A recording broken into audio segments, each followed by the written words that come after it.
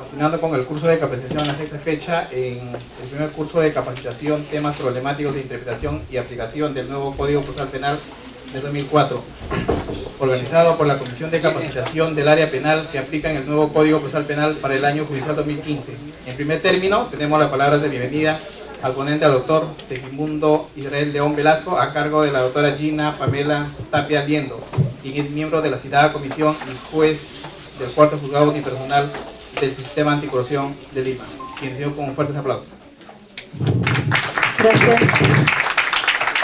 Muy buenas tardes tengan todos ustedes. Doctor Segimundo Israel León Velasco, permítame dar nuestro agradecimiento a nombre de la Comisión de Capacitación para la implementación del Código Procesal Penal en la Corte Superior de Justicia de Lima. También hacerle partícipe estos saludos por parte de la presidenta de la comisión, la doctora Susana Castañeda Otsu, quien es la presidenta de dicha comisión, y nosotros como miembros integrantes estamos aquí preocupados por la aplicación del proceso penal en nuestra Corte Superior de Justicia. Agradecerle por haber aceptado acompañarnos esta tarde en estos temas de problemática de interpretación y aplicación del nuevo Código Procesal. Seguramente que el auditorio va a estar muy complacido de contar con su data experiencia y de nutrirnos con estos temas de problemática que se vienen suscitando en la actualidad. Bien, seguidamente quería hacerles presente también a todo el auditorio que se encuentra presente la miembro integrante de la comisión, la doctora Josefa Vicenta Izaga Pellegrini, juez especializada penal y también miembro integrante de la comisión. Bien, señores, gracias doctora por su apoyo. Y esta comisión, la tarde de hoy, tenemos la disertación del doctor y no me queda más que recibirlo pues como se merece con esta experiencia que tiene el doctor. Seguramente vamos a quedar muy satisfechos de este tema problemático que se presenta. Démosle un voto de aplauso para el doctor Segimundo y agradecerle por su participación en esta tarde. Gracias. En esta tarde tenemos como panelista al doctor Víctor Manuel Enríquez Sumerinde, quien es juez titular del segundo juzgado unipersonal de la Corte Superior de Justicia de Lima. Asimismo cuenta con estudios de maestría en Derecho Penal en la Universidad San Agustín de Arequipa y con estudios de doctorado en la misma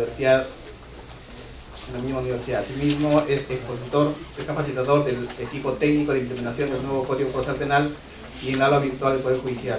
En esta tarde contamos con la presencia del doctor Segimundo Israel León Velasco, quien es juez superior titular de la segunda sala penal y ahora. Asimismo, tiene estudios de maestría en Derecho Constitucional y ejerce la docencia universitaria. Asimismo, tiene estudios de posgrado en la Universidad de Sevilla, España. Ha sido expositor en diversos eventos académicos en los que se ha abordado temas relacionados al nuevo Código Procesal Penal. Ha desarrollado cursos de especialización sobre Derecho Penal, delitos contra la acción pública y su aplicación al nuevo Código Procesal Penal, entre otros. En esta tarde tenemos como tema de disertación el procedimiento del planteamiento de la pretensión civil en los requerimientos de establecimiento mixto y acusación. Recibieron con fuerte aplauso.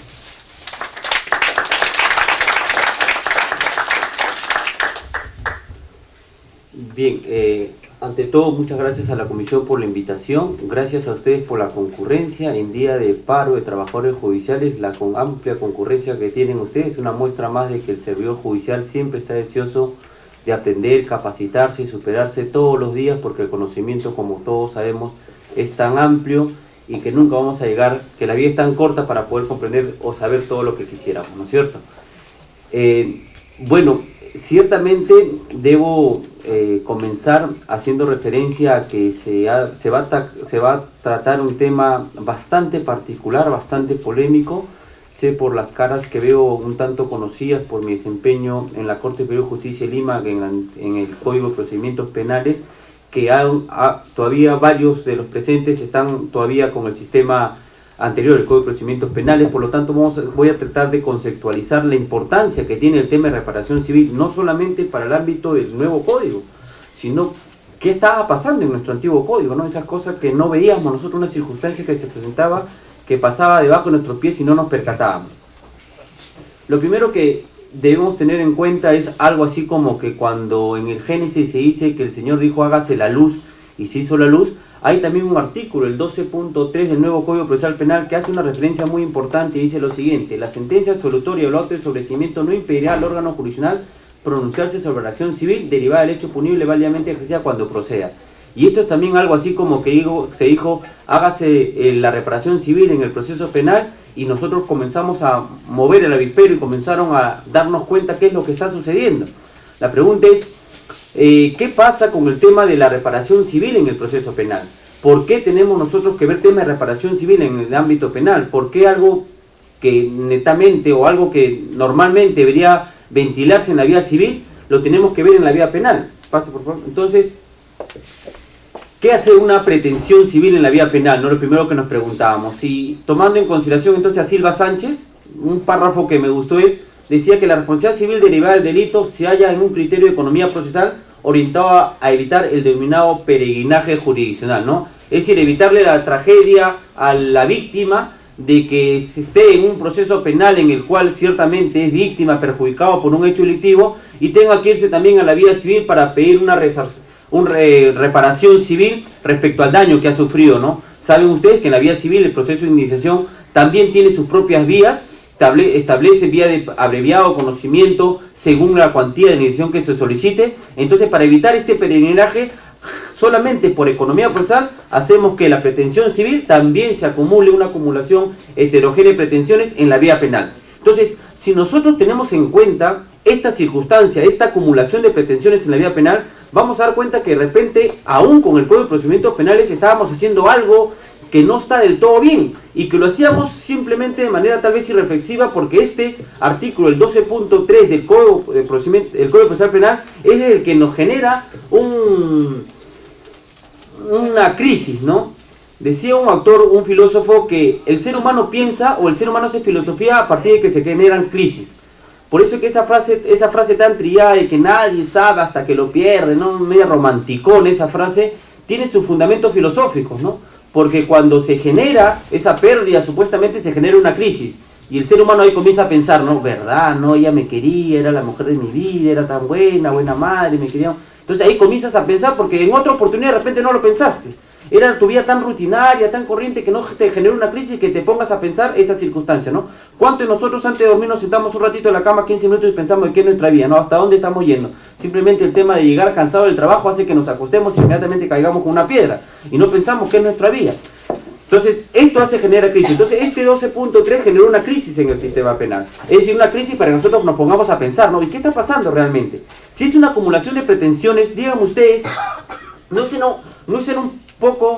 suena un tanto bárbaro de que, habiéndose acumulado dos pretensiones, la pretensión penal y la pretensión civil, en el antiguo código estoy hablando, pretensión penal y pretensión civil, por alguna circunstancia absolvamos o declaramos el sobreseimiento por prescripción de repente el proceso penal, y había un actor civil, había una persona que había propuesto una pretensión civil, y simplemente los jueces penales en la justicia penal no hacíamos nada respecto a la pretensión civil, y realmente nadie reclamaba, porque no se había generado un cuestionamiento sobre el particular.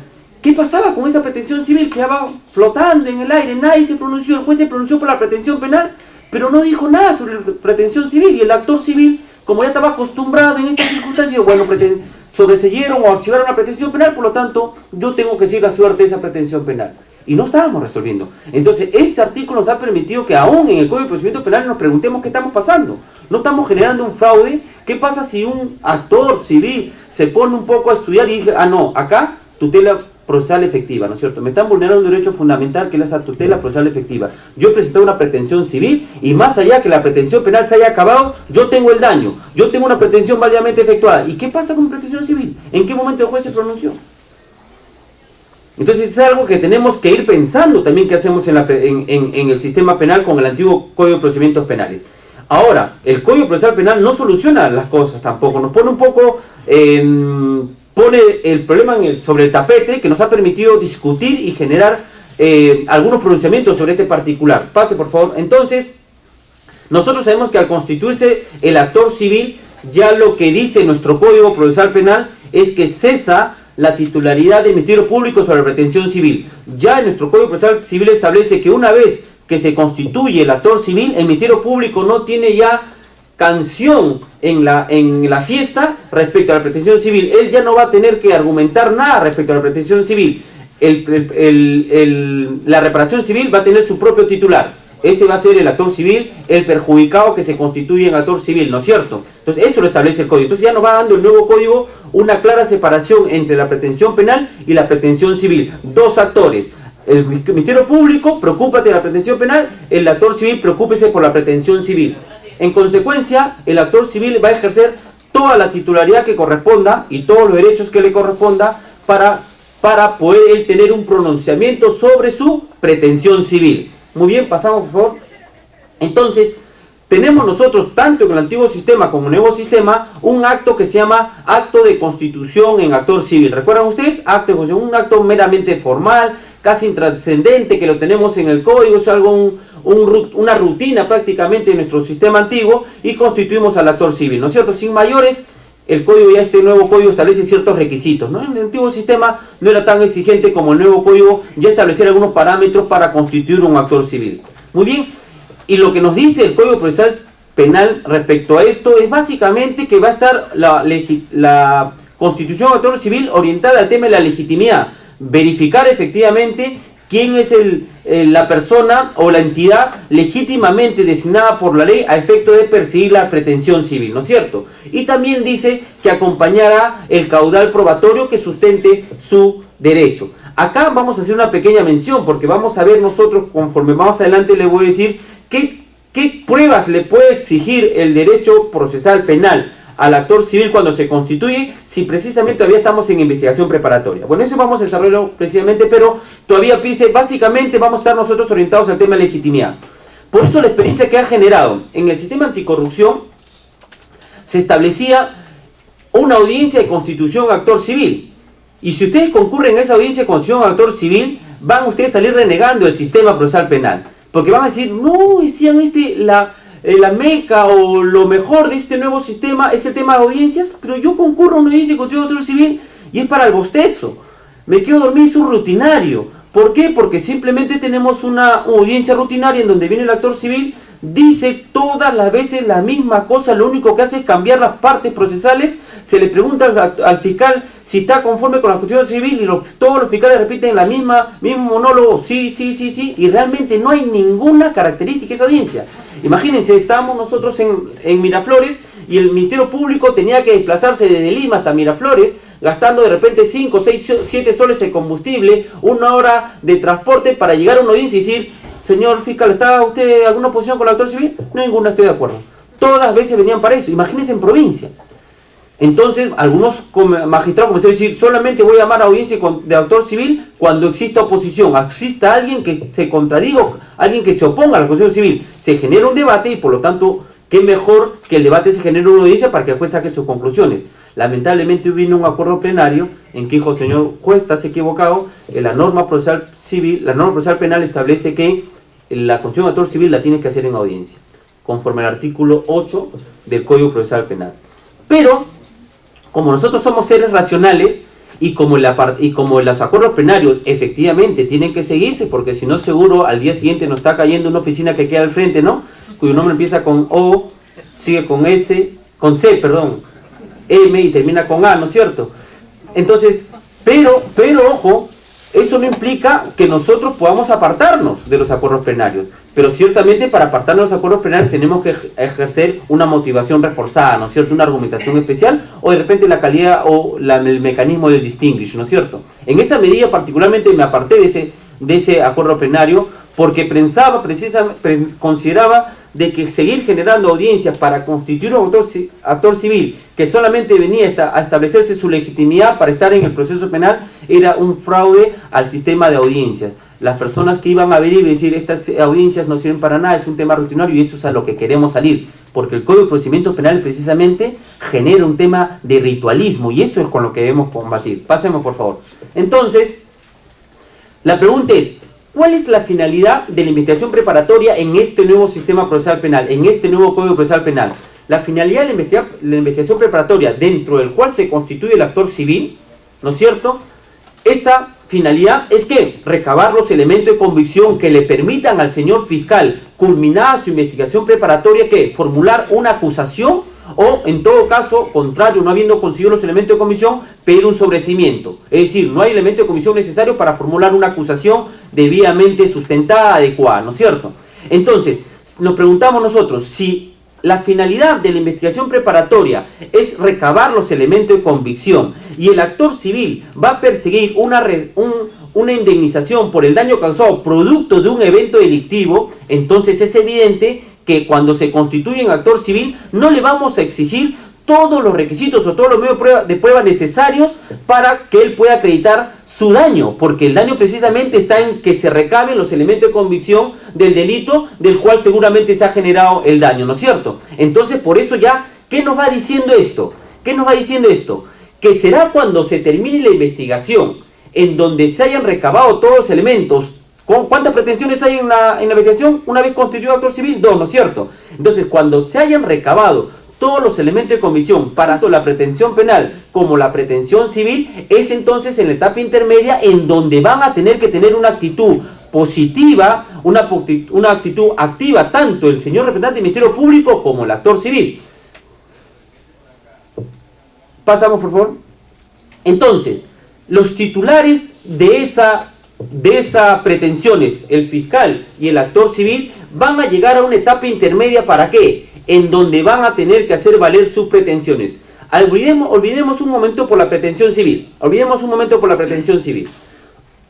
Vamos a pensar en la pretensión penal. El señor fiscal recabó sus elementos de convicción, llega a la etapa intermedia. ¿Y para qué llegó a la etapa intermedia? Para pedirle al juez, señor juez, ya tengo mis elementos de convicción y yo pido que formulo una acusación contra Segismundo León, ¿no es cierto?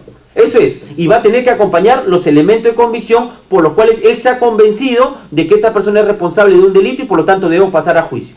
¿Estamos? Muy bien. Si eso es así, ¿qué nos hace pensar que debe ser de forma distinta al actor civil? ¿Qué nos hace pensar de forma distinta que el actor civil si a él no le asiste esta obligación y si él puede ir como furgón de cola del Ministerio Público pensando que ya, con todo lo que hay el Ministerio Público yo voy atrás? Es importante entonces en este sentido que el Ministerio Público, que el actor civil tenga una actitud muy activa dentro de la investigación. ¿Para qué? Para generar o sustentar su pretensión civil en la etapa intermedia. Los titulares de ambas pretensiones entonces deberán sustentar la ocurrencia de los hechos que sustentan sus respectivas pretensiones. Seguramente el Ministerio Público sustentar el hecho delictivo y el actor civil sustentar la ocurrencia de un hecho ilícito civil que ha generado a su vez un daño que merece ser resarcido.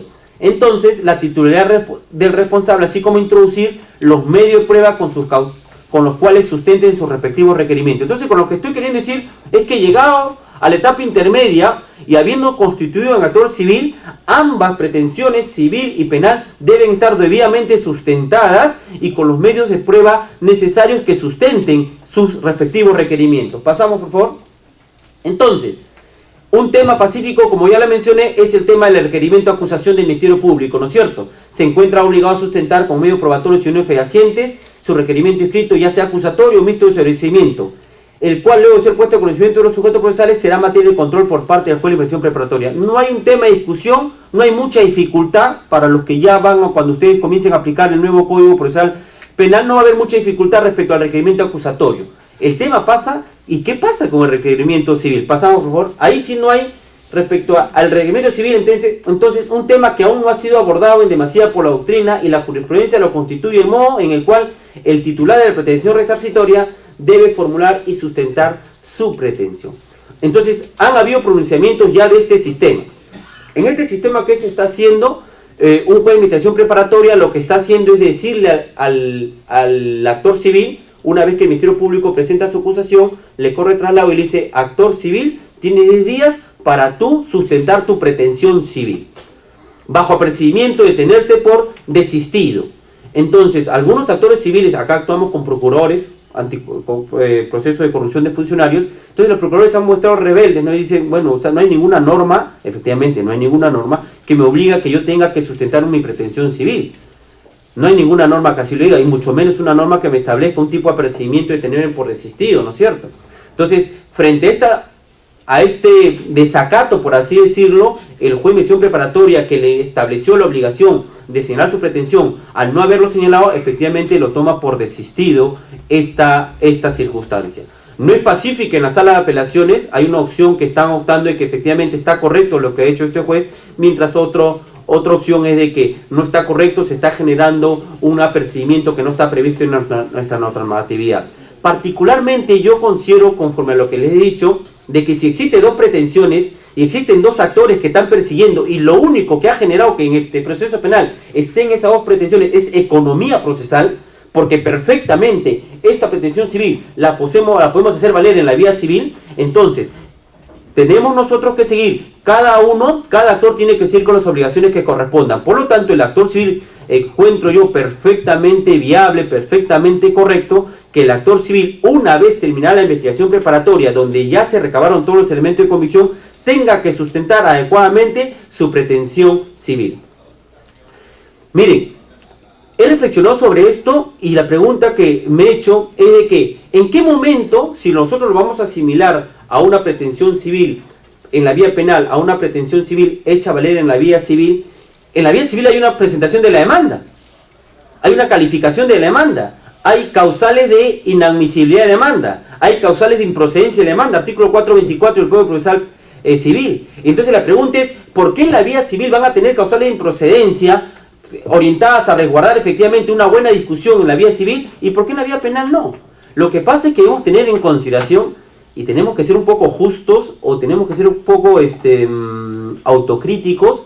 El tema civil en la vía penal, los penalistas los trabajábamos muy mal, ¿no? Era una de las cosas que menos trabajábamos, ¿no? Porque todos los actores, porque más estábamos enfocados en el antiguo sistema, más estamos enfocados ¿a qué? A demostrar el tema de la responsabilidad penal. Y ni siquiera tampoco hemos trabajado bien el tema de la determinación judicial de la pena. Por eso es que recuerden ustedes que ahora nos sacaron primero con un acuerdo plenario sobre los teorías y los tercios, ahora ya nos han sacado una ley en donde ya más force al juez, en donde dice el juez, ya tú no puedes tener tu cuantificación de la pena, no la puedes sacar acá de la galería como un conejo, ¿no? Tú tienes que sustentar tu cuantificación de la pena. Lástima que no tenemos en Chile. Claro, el sistema ayuda, ¿no? Porque la pregunta de los jueces cuando terminamos nuestro proceso penal y queremos cuantificar la pena, ¿de dónde cuantificamos la pena? ¿De dónde cuantificamos la pena? Si el actor civil siempre ha sido un actor que no actúa a medio de prueba, ¿de dónde cuantificamos la pena? Y básicamente ustedes se dan cuenta que nosotros cuantificamos la pena cuando hay juicios orales o en los juicios sumarios, los jueces de las declaraciones instructivas que han los procesados, ¿no? Tenía carencias sociales, carencias económicas, ¿por qué motivo cometió eso? No tenemos como en Chile, por ejemplo. En Chile su Código Procesal Penal establece que una vez determinada la responsabilidad de la persona, se genera una audiencia posterior, ¿para qué? Solamente debatir el tema de cuantificación de la pena, determinación judicial de la pena. Claro, porque casi todos ustedes que estamos en la justicia penal, nos vemos que los abogados defensores siempre van por un tema casi de absolución. Y no se ponen a pensar que un tema también importante para su patrocinado es, en caso de encontrarlo responsable, cuál es la cuantificación de la pena. Entonces no pelean por la pena, pelean por conseguir la absolución. Y cuando ya están, como dice, con la soga al cuello, condenados, ya no tienen opción de cuestionar o tema de debatir el tema de la cuantificación de la pena.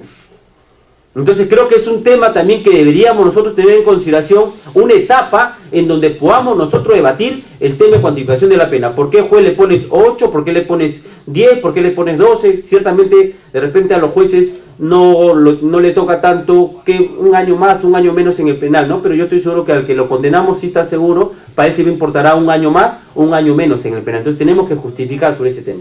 Bueno, no quiero salirme del tema. Entonces, un tema que todavía no está reglamentado por el código es, muy bien, entonces efectivamente tenemos una constitución de actor civil durante la etapa intermedia, pero es válido entonces que un juez le pida al actor civil en la etapa intermedia, oye, sustenta tu pretensión. Y yo creo que sí, como le repito, no solamente por un tema de coherencia con el sistema civil, sino además porque después de eso, de realizar la etapa intermedia, va a venir otro problema. Se va a presentar otro problema si es que el actor civil no ha cumplido en sustentar adecuadamente su pretensión civil. Pasamos, por favor. Como le decía ahí, teniendo en consideración que el proceso penal acumula dos tipos de pretensiones, tanto civil y penal, ambas deben ser propuestas y sustentadas con las formalidades establecidas en la normatividad penal, material y procesal para la pretensión penal y la normatividad material civil y procesal civil en lo que corresponde a la pretensión civil. Pasamos. Así entonces, Respecto a la pretensión penal no hay problema, ¿no es cierto? Ya como le digo, el Código Procesal Penal se encarga de detallar claramente cuál es el tema, el rictus que debemos seguir para el tema de la pretensión penal.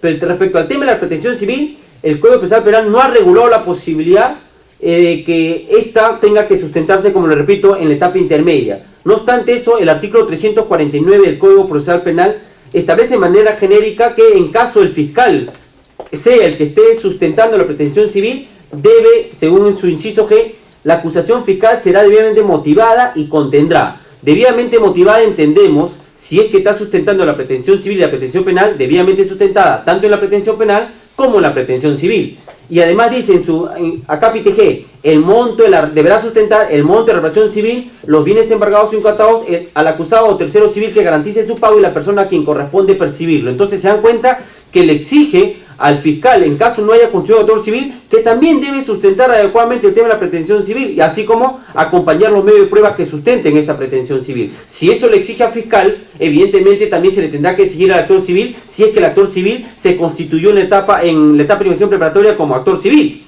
Porque recuerden ustedes, una vez que está constituido actor civil, ya el Ministerio Público cesó con el tema de la pretensión civil. Pasamos, por favor. Entonces, la pretensión resarcitoria también deberá contener los medios de prueba en los cuales se sustente y que además dichas instrumentales serán actuadas en audiencia. Entonces llegamos a la conclusión de que el actor civil, al culminar la etapa de investigación preparatoria, deberá, al igual que el requerimiento fiscal, presentar una propuesta de pretensión resarcitoria escrita cumpliendo las formalidades del inciso G. Entonces lo que estoy queriendo decirles, caballeros, es de que una vez que hemos identificado que existe una pretensión civil en el proceso penal válidamente ejercida, ya entonces tenemos que dejar de ser papistas, o sea, dejar de ser más papistas que el Papa, ¿no es cierto? Si tú te constituiste en actor civil exactamente igual que en un proceso civil, tú vas a asumir obligaciones y vas a asumir deberes procesales. ¿Por qué un actor civil constituido en la vía penal va a tener menores deberes procesales que una persona constituida como demandante en un proceso civil? Eso mismo nos va a llevar a pensar que el mismo juez o que el juez penal no tiene menos obligaciones que el juez civil para sentenciar una causa en lo que respecta a la pretensión civil. Y acá me estoy adelantando un poco. Cuando veamos de qué manera el juez penal se va a pronunciar respecto a la reparación civil. Éramos, no sé, yo sé que está la doctora Isa acá, de repente se molesta conmigo, y yo sé que ella sí es exhaustiva, pero realmente el sistema no nos ayudaba mucho a ser exhaustivo con el tema de la pretensión civil, ¿no es cierto?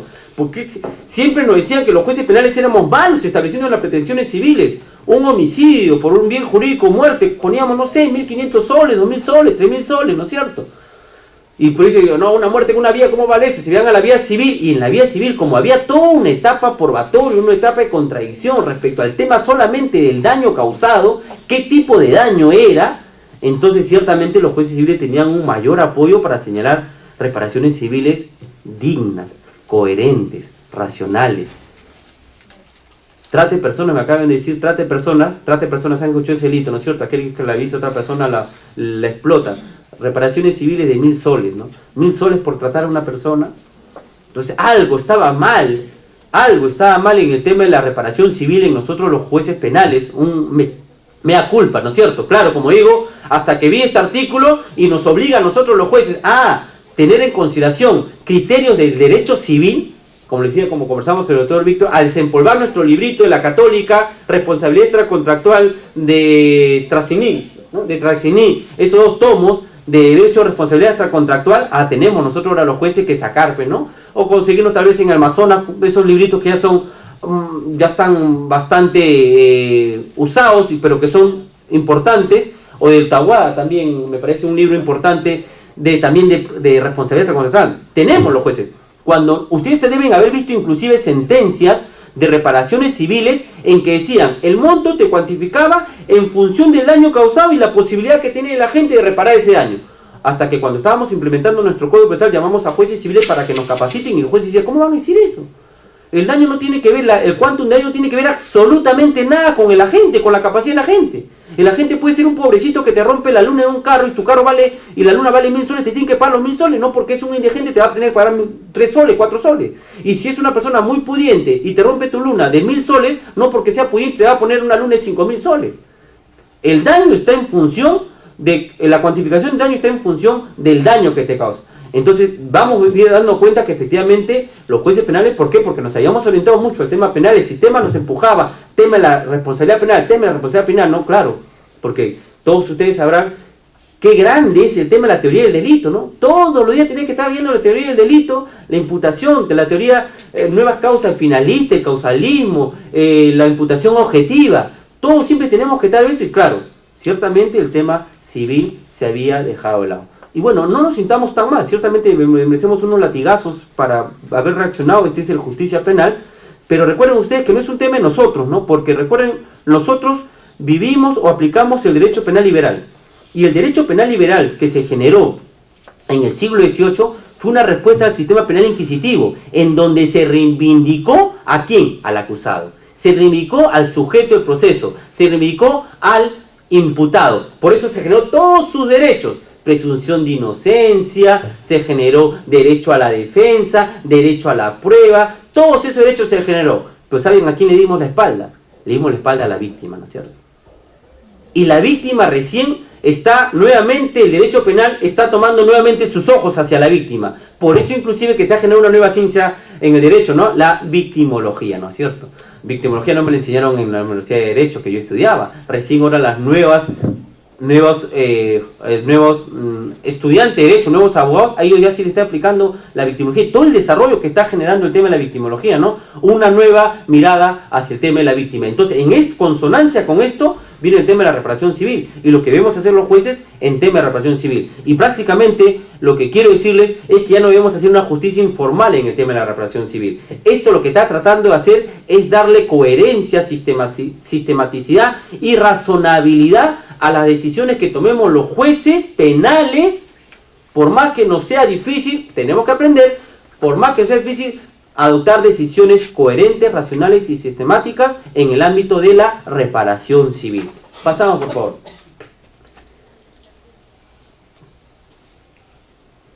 Entonces pasamos, eso ya lo comenté. Entonces, ¿qué pasa? Miren, y estos son los problemas que se presentan en caso no se haga una pretensión civil o no se formule una pretensión civil en la etapa intermedia. ¿Qué va a pasar si no se formula una pretensión en la etapa intermedia y el juez sobresee la causa? Hay un pedido de sobreseimiento, constitución de actor civil, el fiscal pide el sobreseimiento, evidentemente si un actor civil va a pedir su sobreseimiento solamente sobre la pretensión penal y el actor civil no ha generado una pretensión civil. ¿Qué hace el juez cuando sobresee la causa? ¿Qué pasa si el juez sobresee efectivamente la causa? Concuerda con el señor fiscal y dice acá, pretensión penal se acabó, sobreseemos, cerrado el tema penal. Actor civil, continuamos entonces contigo, tu pretensión civil. Yo no he formulado nada, el código no me exige que formule pretensión civil. Entonces, ¿sobre qué hablamos si el código me permite que no obstante poseer el sobreseimiento yo pueda pronunciarme por el tema de la reparación civil? Entonces, es una razón más para que efectivamente, siendo coherentes, tengamos nosotros que exigir al actor civil. No obstante tu constitución, actor civil, tú también tienes que tener una pretensión en la etapa intermedia. Ahora, antes de eso, muy bien. El código dice entonces, sobreseo la causa penal. Subsiste el tema reparatorio civil. La pregunta es, muy bien, el código nos dice, el 12.3 del nuevo código establece, producir el sobreseimiento, el juez puede pronunciarse por la reparación civil. La pregunta es, ¿quién se pronuncia por la reparación civil? ¿Y cómo me pronuncio por la reparación civil? Pasamos, por favor. Primera pregunta, entonces, ¿quién es el juez competente para pronunciarse por la reparación civil? Sobreseer la causa penal, pretensión penal, se acabó. Ya juez penal me saco, si estuviéramos con toga, nos sacaríamos a toga, el juez penal inquisidores, nuestra peluca, todo. Ahora soy un juez civil. Ya, soy juez civil. La pregunta es, ¿y quién va a resolver el tema de la pretensión civil? ¿El juez de investigación preparatoria? ¿El juez de juzgamiento? ¿Quién? Claro, yo sé que algunos de ustedes ya habrán leído su código procesal civil y dirán, pero no hay mayor problema, ¿no? Porque cuando hay un auto de enjuiciamiento y se ha elevado tanto la pretensión penal como la pretensión civil y comenzando el juicio se le pregunta al acusado, ¿usted se considera responsable? Sí, me someto a la conducción anticipada, pero ojo, yo no estoy de acuerdo con la reparación civil. ¿Qué dice el código? Entonces puedes clausurar el tema penal y solamente vas a hacer juicio por el tema de la reparación civil. Ciertamente dice eso. Entonces eso nos podría estar pensando de que nosotros tendríamos que el que encargado de hacer el juzgamiento sería el juez de juzgamiento, ¿no? sería el juez de juzgamiento.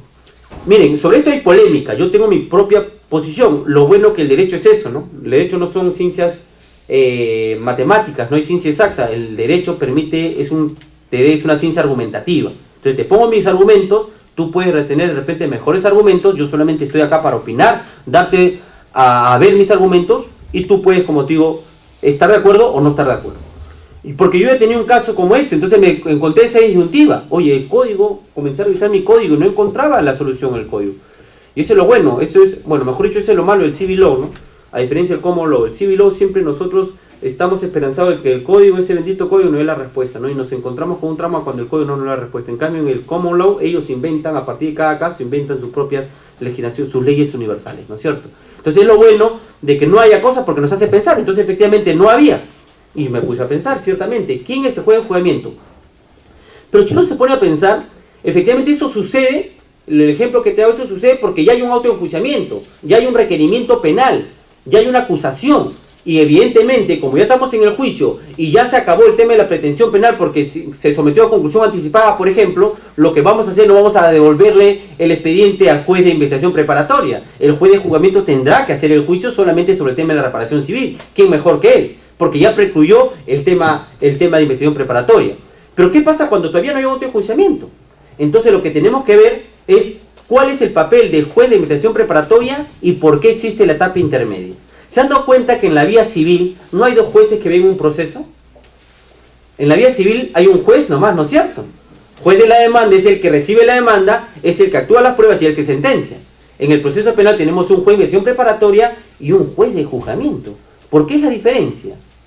¿Por qué existe esta diferencia en la vía penal? Ciertamente por la propia naturaleza de la vía penal, este código lo que ha querido, con una etapa intermedia y separar las funciones de juzgamiento con las funciones de investigación preparatoria, es que tengamos un juzgado que recién cuando se emite el autoenjuiciamiento, cuando se inicia el juicio oral, conozca el proceso y sin ningún tipo de conocimientos previos pueda resolver sobre lo que conoce en el juicio, sobre la actuación probatoria. Entonces nosotros tenemos, pasa por favor, nosotros tenemos entonces, ¿cuál es la naturaleza de la etapa intermedia? Todos los tratadistas que han hablado sobre la etapa intermedia o los que dicen por qué sirve la etapa intermedia es básicamente para evitar las penas de banquillo. Recuerden ustedes que el juicio o los juicios orales son públicos. Entonces, esta etapa intermedia ha tenido en consideración de que el solo hecho de poner o someter a una persona a un juicio es aplicarle la pena del banquillo.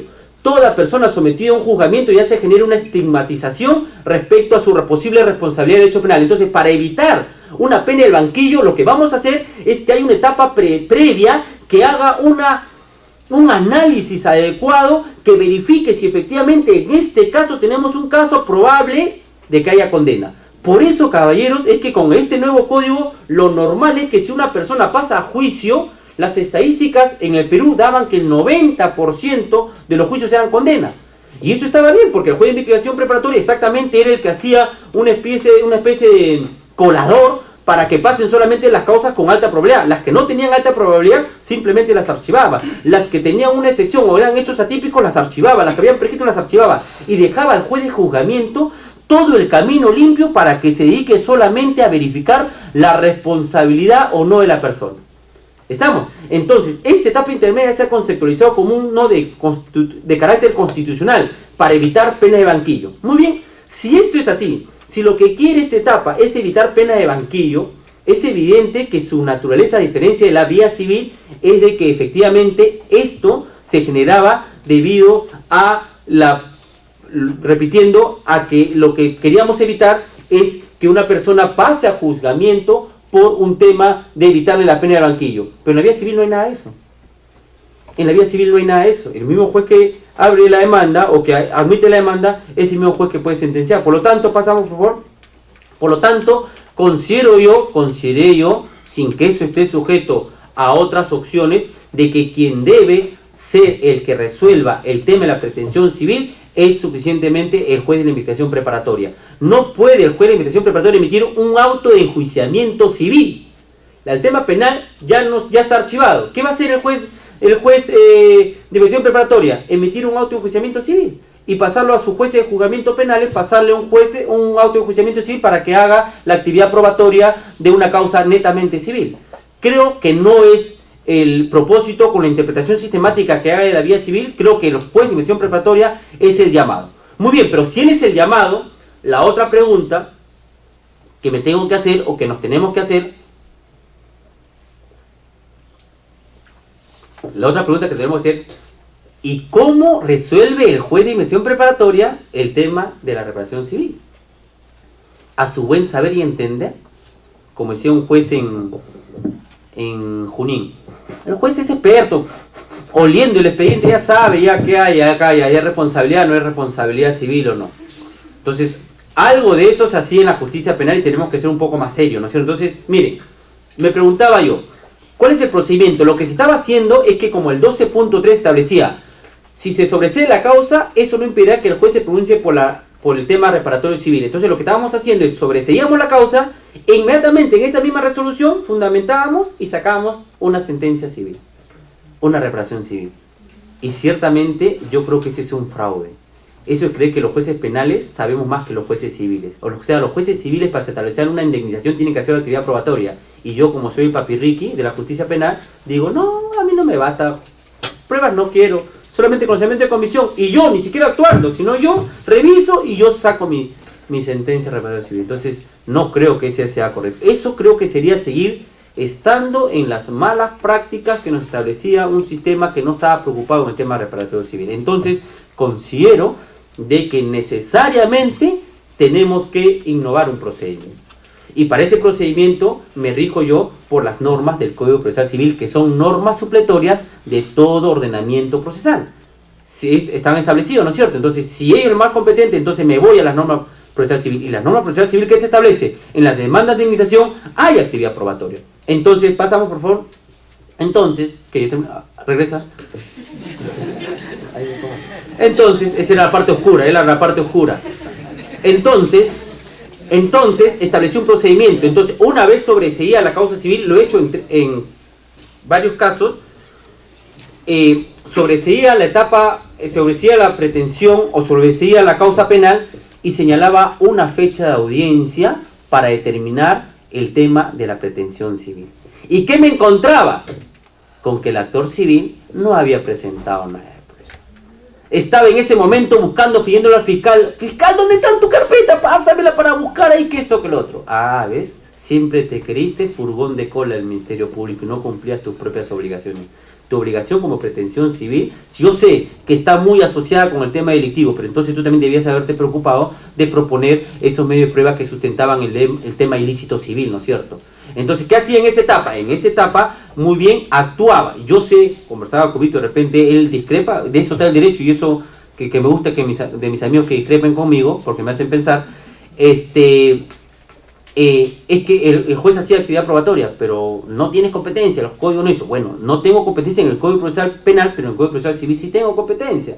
Y el juez de investigación preparatoria tiene la misma competencia que un juez civil que está viendo una demanda de conocimiento por indemnización. Entonces, activaba yo o generaba una audiencia, y en esa audiencia solamente quedaban dos partes.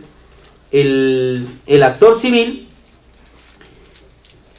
y el imputado que esté obligado, ¿no es cierto? Entonces ahí actuábamos los medios de prueba, y en función de esa actividad de medio de prueba se resolvía y emitía una sentencia. Emitía una sentencia señalando y varias cosas, porque eso también me hizo recordar mis viejos tiempos de estudio de lo importante que tiene establecer el tema del daño civil. No es así de sencillo, tienes que establecer también un nexo causal, si es también con dolo o culpa. Si hay rompimiento en eso causal, ¿cuánto estableces el quantum? ¿Cómo estableces el quantum de monto? O sea, ¿qué va a pasar cuando se constituye un actor civil? En este caso, como digo, la Procuraduría se constituye actor civil y pone un monto, cualquier monto. Pone el monto que se le ocurra, pero ya, ¿cuánto monto? Ya 100.000, ponemos 100.000, ¿no? Lo que quieran. Ponemos 100.000, ya. Si el juez no, ahí el juez, ¿qué le puede decir? Cuando tú te vas a la vía civil y presentas tu demanda civil, puedes poner el monto que te da la gana, ¿no es cierto? O el juez civil puede decir inadmisible, improcedente tu demanda porque me estás poniendo mucho monto. No puedes decirle eso, ¿no es cierto? Pones el monto que a ti te da la gana. Otra cosa es que lo pruebes. Entonces, eso requiere prueba. Entonces le decía al actor civil, muy bien, ya está. Muy bien, hay una reparación, efectivamente esto prescribió en la vía penal, pero en la vía civil todavía vimos las normas de prescripción del Código Civil también son distintas. Hay que irnos entonces a normas del Código Procesal Civil para verificar si es que no ha prescrito el tema de la indemnización civil. Muy bien, vemos el tema, está latente, vamos a ver, vamos a pronunciarnos. Sus pruebas, como no viene el fiscal, y el fiscal ya se llevó su carpeta, no tiene ninguna. ¿Qué hacemos nosotros? ¿Subvencionamos a las partes? Recuérdense lo que dice este código, ¿no es cierto? Este código lo que hace es poner las cosas en su lugar, hacer algo que antes estaba mal, que cada quien cumpla su rol. Y yo siempre he dicho cuando menciono esto, una frase, esto también va a un tema de justicia, que cada quien cumpla su rol es un tema de justicia. Cuando le preguntaban a Sócrates, ¿cuál crees tú que son las 3 virtudes necesarias para fundar una sociedad que vaya correcto, que progrese? Y Sócrates dijo, son 3. ¿Cuáles son? Son la virtud, la templanza y la fortaleza. La templanza para las personas agricultores que no es nuestro sustento material, la fortaleza para los militares que nos protejan y la seguridad para los gobernantes. Y un discípulo inteligente, acucioso, le dijo, maestro, ¿y usted no cree que la justicia también es una virtud importante para fundar una sociedad que sea progresista? Y le dijo, sí, pero ya te lo he dicho. No me has dicho, tú has dicho templanza, fortaleza, virtud, templanza y fortaleza. No, es que la justicia no es otra cosa que cada quien haga las cosas para lo que está naturalmente llamado a hacer. Juez juzga, Ministerio Público investiga, actor civil, preocúpate en tu reparación civil, ¿no es cierto?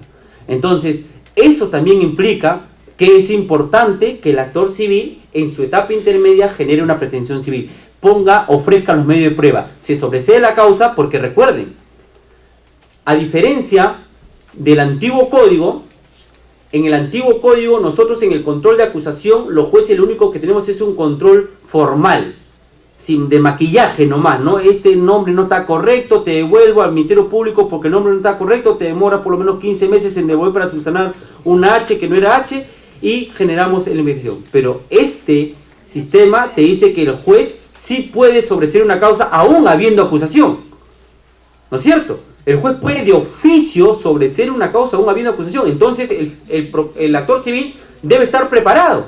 ¿Qué pasa si hay una acusación efectivamente en donde se ha acompañado todos los medios de prueba para demostrar el delito y ese delito, con ese voy a demostrar el hecho causal de mi daño, pero el juez no es de la misma opinión y sobresee la causa? Se acabó el tema penal. Y cuando vence el actor civil, comencemos con su tema civil.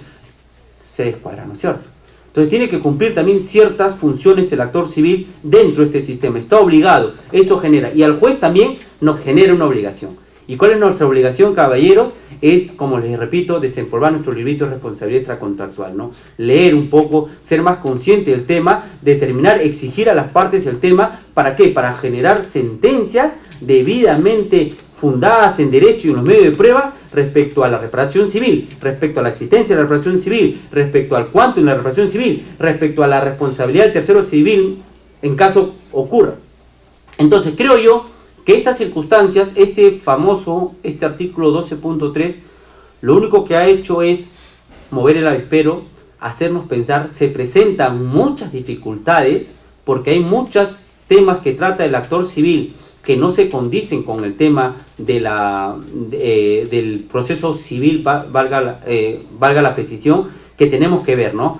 Habla sobre el tema de desistimiento, por ejemplo, en la vía civil, en la vía penal de la pretensión civil, y tenemos eso conjugarlo, cómo es el desistimiento en la vía penal, en la vía civil. En la vía civil recuerden que hay desistimiento tanto en la pretensión como desistimiento del proceso. Entonces tenemos que ver a qué desistimiento se refiere nuestro código.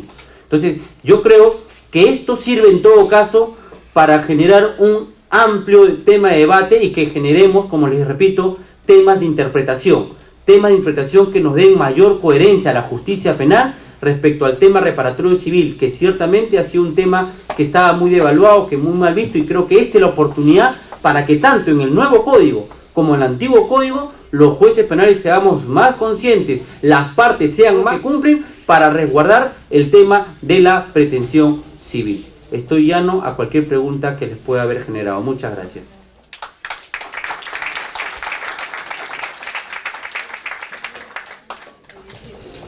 Bien, seguidamente me queda agradecerle, doctor, por habernos insertado con este tema tan candente que es la reparación civil, precisamente en esta etapa de sobreseimiento y la problemática que se presenta pues en la aplicación del Código Procesal Penal. Seguidamente tenemos a nuestro panelista, al doctor Víctor Manuel Enríquez Sumerinde, agradecerle también por haber aceptado acompañarnos como panelista en esta tarde en este tema. Bien, le doy el uso de la palabra para efecto de la presentación respectiva del doctor, que ya fue efectuada. Gracias, doctor, por acompañarnos. Muchas gracias por la invitación a la comisión y gustoso de poder compartir algunas ideas con ustedes. Bien, claro que van a ser un poco opacadas con la brillante exposición de nuestro querido compañero Segismundo. Empezó el doctor Segismundo con una precisión muy importante, que es el derecho a la tutela jurisdiccional efectiva, ¿no? Que una persona que haya sido agraviada por un hecho delictivo pueda concurrir al órgano jurisdiccional que crea conveniente, ya sea en el sistema penal o el sistema civil, para que se le resarza el daño que se le ha ocasionado. Y entonces, a partir de esa posibilidad de escoger si voy a la vía civil o la vía penal para que me restituyan los daños que me han generado, empiezan a haber las confusiones, ¿no? ¿Qué sucede si va a la vía penal? Hay que constituirse en actor civil. Y ya nos indicó el doctor que se hasta generó un acuerdo plenario para que se realice una audiencia de constitución de actor civil. ¿Y qué sucede si desea ir a la vía civil? Deja el sistema penal y se va directamente a la vía civil a interponer su demanda conforme lo establece 424, 427 del Código Procesal Civil. ¿Y en la vía penal qué sucede? En la vía penal el Ministerio Público mantiene la legitimidad para solicitar una reparación civil para el agraviado. Y ahora la pregunta viene a ser, si es que en caso el agraviado no se constituye en actor civil y el Ministerio Público solicita reparación civil de conformidad con el inciso G del artículo 349 del Código Procesal Penal, no existiría una cosa juzgada, no existiría una dualidad de pretensiones. ¿Cuál sería la diferencia entre la pretensión resarcitoria efectuada por el Ministerio Público sin que el agraviado se constituya en actor civil y cuál sería la sentencia que tendría que emitirse en la vía civil cuando el agraviado se vaya a esa vía? Tiene que haber algún tipo de diferencia. Luego también se ha llevado la exposición respecto a la etapa intermedia, ¿no? Ustedes han escuchado que el Ministerio Público es quien interpone o ejerce la pretensión punitiva con la acusación escrita, y el actor civil también debería ejercer la pretensión civil con su escrito de reparación civil. Sin embargo, la norma no le obliga o no tiene sanción el actor civil para poder obligarlo a presentar dicho requerimiento. Y el acuerdo plenario 5/2011 sobre constitución de actor civil ya más o menos fue dilucidando este tema y estableció que efectivamente existe una acumulación de procesos y por lo tanto debería llevarse a cabo un requerimiento oral de constitución de actor civil, ¿no? Y la pregunta va en ese sentido, ¿no? Cuando no hay actor civil constituido legalmente, entonces el Ministerio Público postula la reparación civil al momento de formular su acusación. ¿Correcto? En consecuencia, ¿en qué momento es la postulación de la pretensión resarcitoria cuando sí existe actor civil? ¿Será también en la etapa intermedia o es durante la constitución del actor civil? Un tema que el acuerdo plenario no lo ha resuelto, lo ha dejado en el tintero, porque debemos escuchar también la apreciación del doctor Segismundo. Entonces, vamos a otro tema sobre desistimiento de pretensión civil, ¿no? En etapa intermedia, algunos magistrados, también ya hay pronunciamiento de la sala de que probablemente en caso de que no sea establecido por escrito la pretensión civil, el juez de investigación preparatoria está dando por desistir a la pretensión. Entonces, ontológicamente hablando, regresamos a la posición de que si hay actor civil, constitución de actor civil, automáticamente sí existiría pretensión civil, y si es que no la concreta en etapa intermedia, se tiene por desistido de algo que ya existe, porque no se puede tener desistido de algo que no existe. Entonces, la segunda pregunta va a acompañar con la tercera. puede haber desistimiento de una pretensión no introducida al proceso penal. Así, vamos a escucharlo al doctor.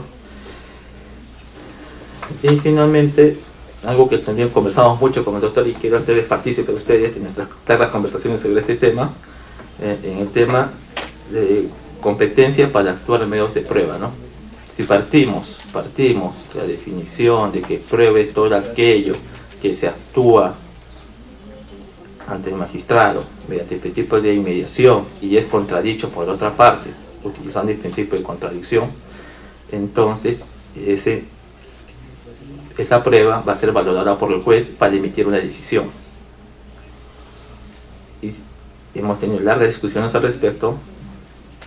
Es el juez de investigación preparatoria tiene facultades para realizar actuación probatoria, para establecer reparación civil cuando emita un auto de sobrecimiento. ¿Cuál sería el procedimiento? Si es que el actor civil solicita actuación de peritaje, se tendría que llevar un examen de peritaje del perito, en etapa intermedia. Si es que el actor civil ofrece 5 testigos, deben concurrir los 5 testigos a etapa intermedia. ¿Cuál sería el procedimiento que tendríamos que seguir para poder resolver una pretensión introducida en etapa intermedia, como es la pretensión resarcitoria? Tengo una posición distinta a la del doctor, porque a mí no pueden actuar medios de prueba en etapa intermedia, pero sí podrían resolver en base a elementos de convicción. Un elemento de convicción es aquello que ha sido recaudado en investigación preparatoria y que solamente se realiza en etapa intermedia y se genera contradicción para efectos de resolver la pretensión, pero no viene a ser un medio de prueba, porque no vienen los sujetos procesales, no viene el testigo, no viene el perito. Solamente con las declaraciones que se llevaron a nivel preliminar o investigación preparatoria, con el informe pericial que se recaudó en investigación preparatoria, con esos elementos de convicción y con una discusión que tiene que realizarse en una audiencia, se podría establecer una reparación civil. Pero creo que son unas 4 preguntas que le he formulado al expositor. Espero que también ustedes tengan algunas más. Muchas gracias.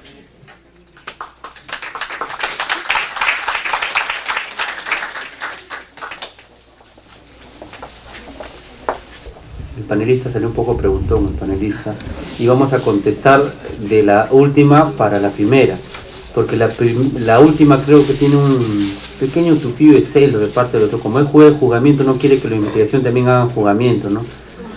No quieren que haga actividad probatoria.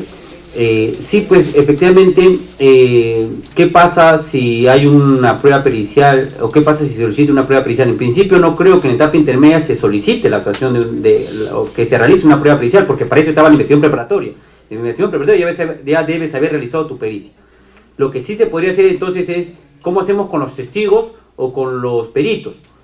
El doctor considera, con los argumentos válidos que expone, de que en todo caso deberíamos resolver con elementos de convicción, ¿no? O sea, solamente la declaración testimonial lo realizamos como lectura de prueba instrumental, lo realizamos en esa audiencia especial que se ha convocado, ¿no?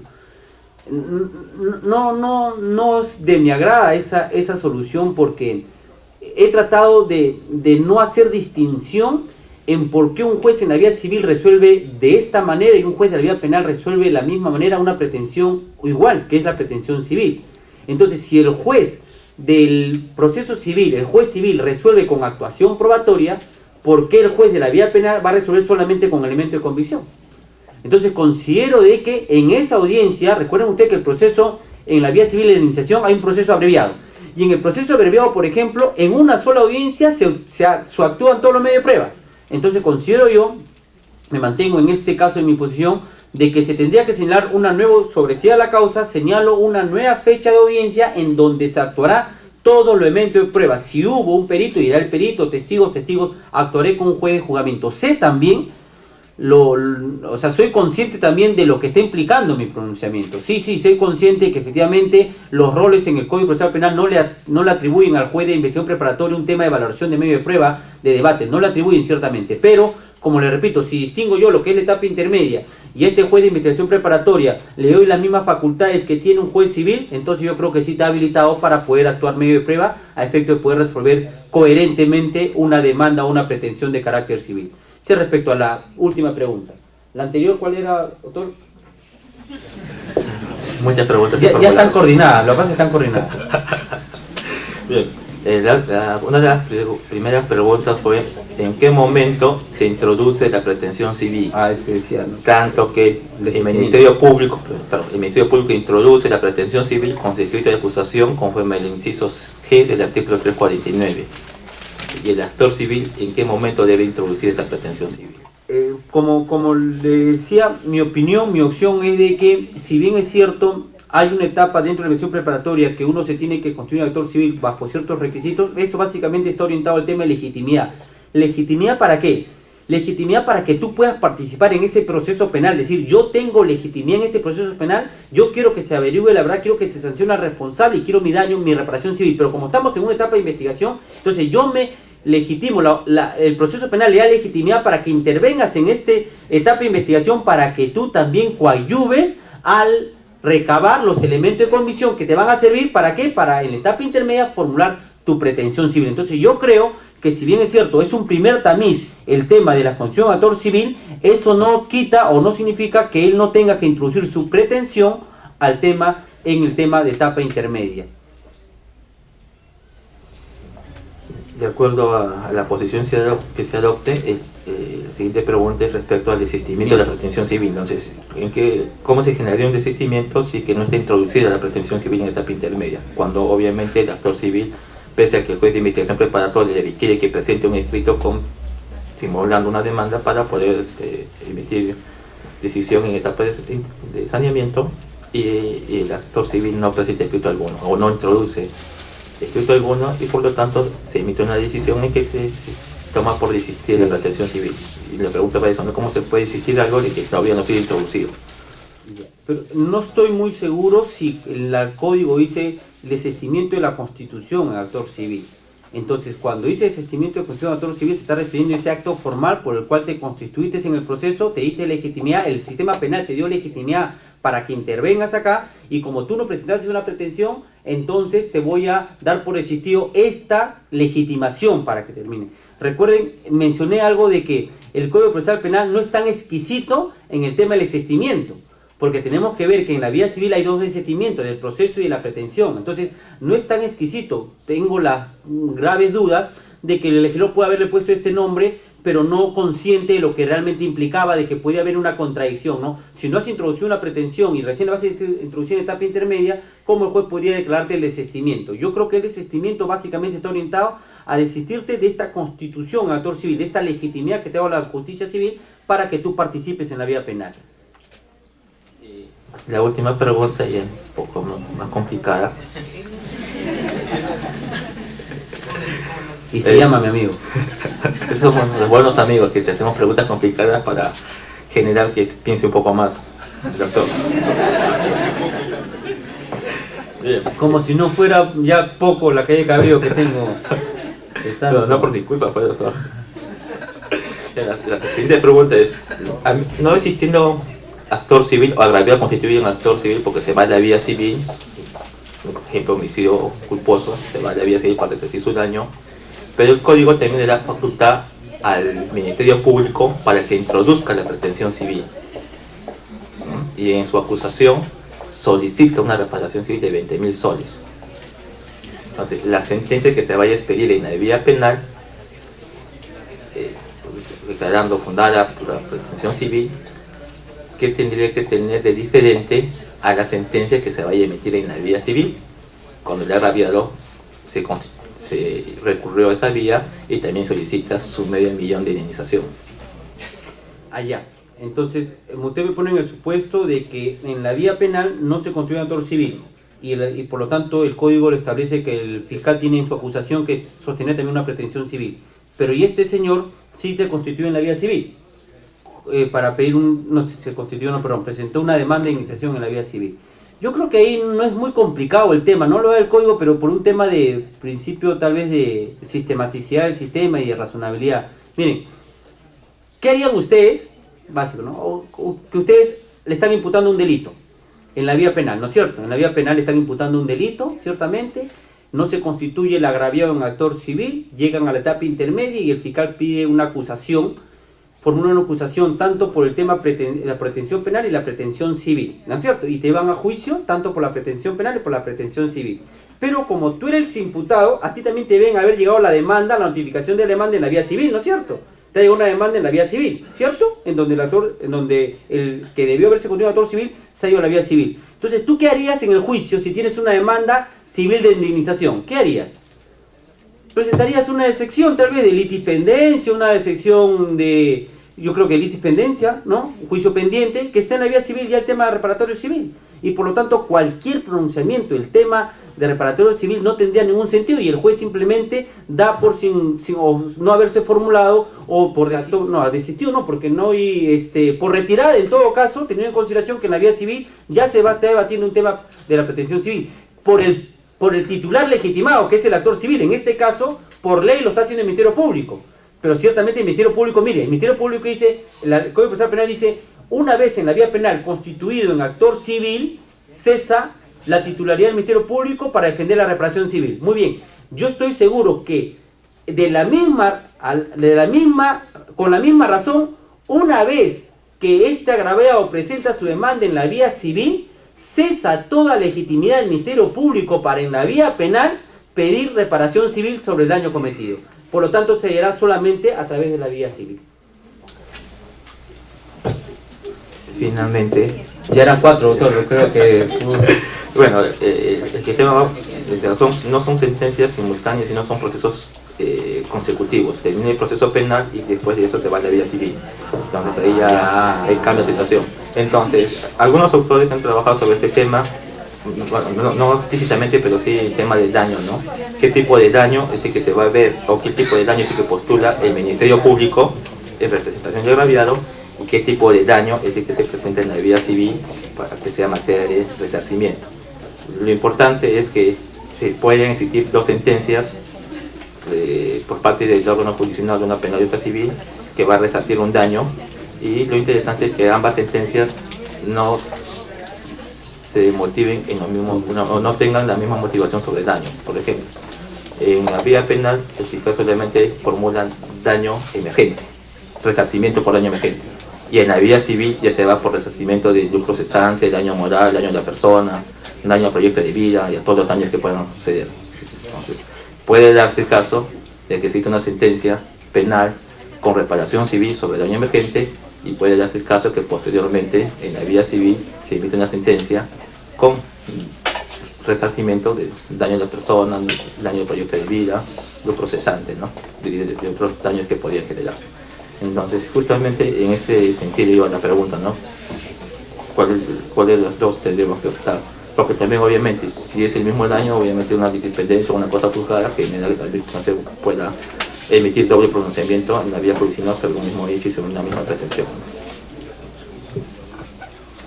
Bien. Me pregunta el expositor si alguna persona del auditorio desea intervenir con alguna pregunta para el efecto de que se tenga que absolver. ¿Podrían levantar la mano? Acá el doctor. Buenas tardes, felicitar a la ponencia de ambos magistrados. Bueno, mi pregunta es, ¿no le parece a usted, doctor Segismundo, que aún se pretende continuar con la victimización?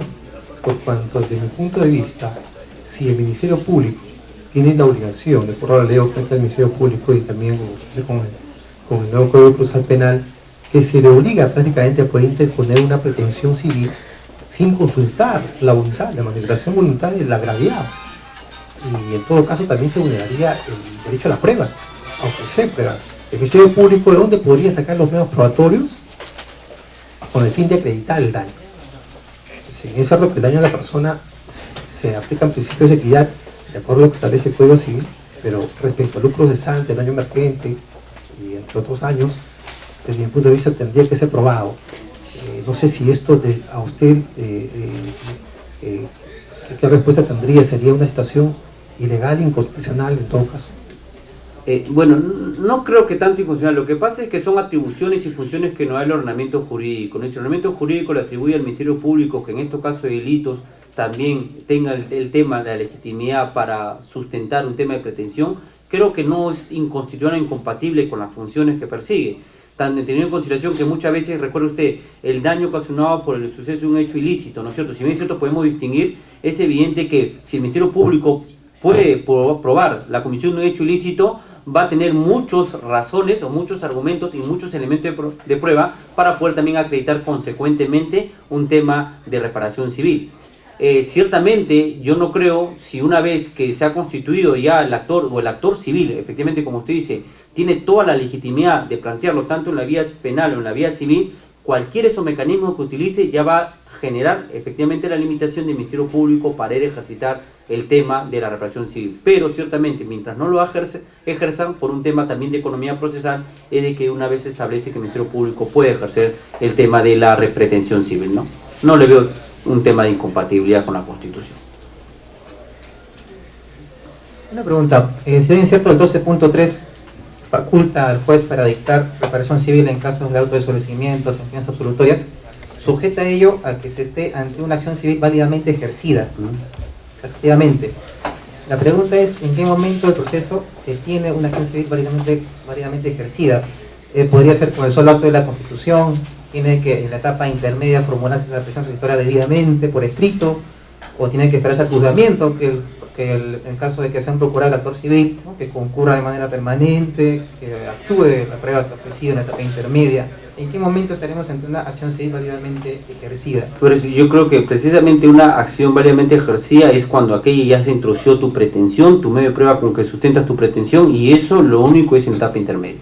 En ese escenario, si es que en etapa intermedia, digamos que el procurador no cumple con formular su pretensión auditoria, el juez de preparatoria no podría dictar la reparación civil a pesar de que emita un auto de sobreseimiento. Estaríamos ya en esta conclusión, ¿no es cierto? Así es. Igual que un juez civil no podría emitir una sentencia de reparación civil si es que no tiene medio de prueba para poder actuar. Exactamente igual. Claro, eso también le pregunto porque en algunos distritos judiciales, cuando el procurador no formula su pretensión auditoria en etapa intermedia, se asume o se considera que el fiscal recupera legitimidad en cuanto al tema civil. Y esa perspectiva sí no consideran que es posible dictar reparación civil a pesar de que... Ahí justo voy a la otra pregunta. Miren, dice, ¿no? El código dice, una vez constituido un actor civil, cesa la legitimidad del Ministerio Público para ejercer la pretensión civil. Se puede producir muchas circunstancias de desistimiento, abandono de la pretensión civil. Y algunos colegas están optando y que, producido esto, el Ministerio Público recupera la ley. Entonces ya eso es efectivamente sí ya ser más papista que el Papa, ¿no es cierto? Si el actor civil se constituyó, es su pretensión, es su legitimidad, es su derecho. ¿Por qué nosotros como jueces penales tenemos que estar yendo, no te vayas, se fue tu pretensión, entonces no, tu pretensión agarro y se lo doy nuevamente al Ministerio Público? Creo que eso ya es irse más allá de lo que dice la norma. La norma dice que cesó el Ministerio Público. ¿Por qué? Porque hubo un sujeto legitimado, una persona que estaba necesitada de justicia civil, de reparar su daño. En la vía civil, ¿qué pasa cuando una persona presenta su demanda y después se olvida de su demanda? ¿Qué pasa? Abandono, un año me parece que es, te sancionamos si tú no has activado tu proceso y lo has dejado caer en abandono, durante un año no vas a poder pretender nuevamente tu demanda. Y si vuelves a presentar tu demanda y vuelve a caer en abandono, ya caduca tu derecho. ¿Te das cuenta? Entonces, exactamente con ese mismo debemos tratar, exactamente igual debemos tratar. Yo creo que siempre ahora con el tema de reparación civil tenemos que tener nuestro Código Penal y al costadito nuestras normas del Código Procesal Civil, porque eso simplemente ha venido al tema penal simple y llanamente por un tema de economía procesal. Entonces debemos tratarlo más o menos bajo la misma naturaleza. Una pregunta.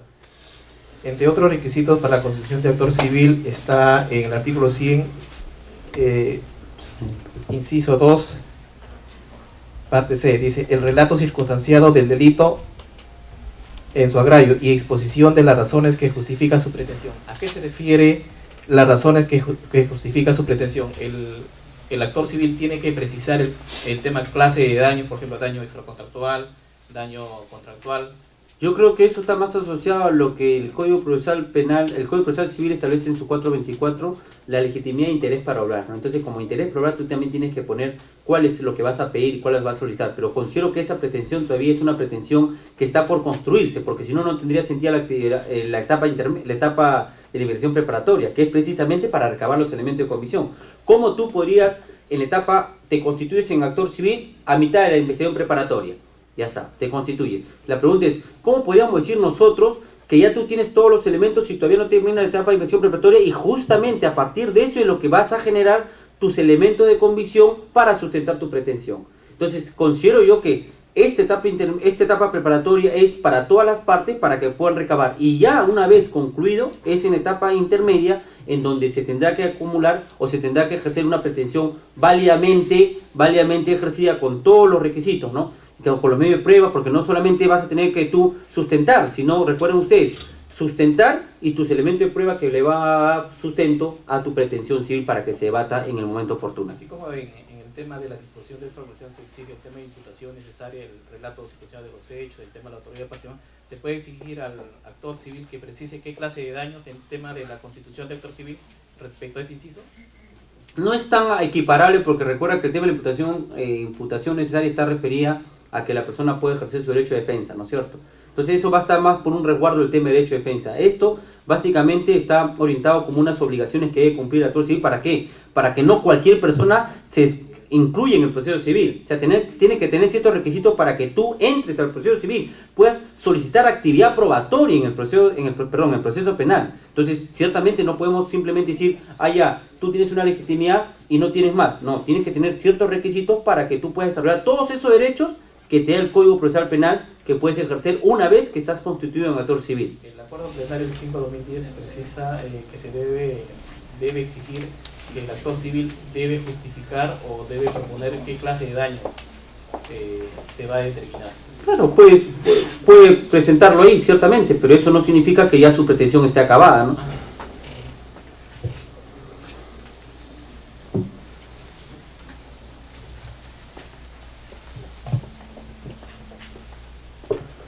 Una pregunta para ambos ponentes. ¿Podría haber reparación civil en la situación jurídica de que el juez determine absolución por el indubio por reo?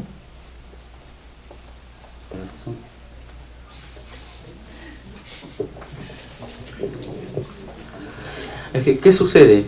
La pretensión civil va a tener otros parámetros al tema de una conducta dolosa.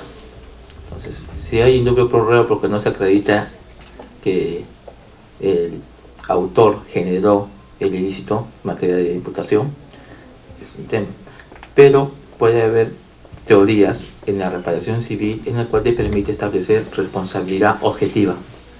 Y por lo tanto, si bien puede emitir una sentencia absolutoria en la vía penal, en la pretensión penal, mejor dicho, puede existir una sentencia que declara fundada la reparación civil teniendo en cuenta las teorías objetivas de la responsabilidad civil. Por eso el doctor les dijo sabiamente que despolven sus libros de responsabilidad extracontractual del señor doctor Trastegui Granda para volver a revisar la responsabilidad extracontractual, los criterios de imputación de la responsabilidad extracontractual. Uno de los criterios es las teorías objetivas de la responsabilidad. Hay teorías del riesgo de la responsabilidad y teorías subjetivas de la responsabilidad. Entonces, en base a todo eso, pueden existir muchas sentencias que absuelvan a los inculpados, pero que determinen pago de reparación civil.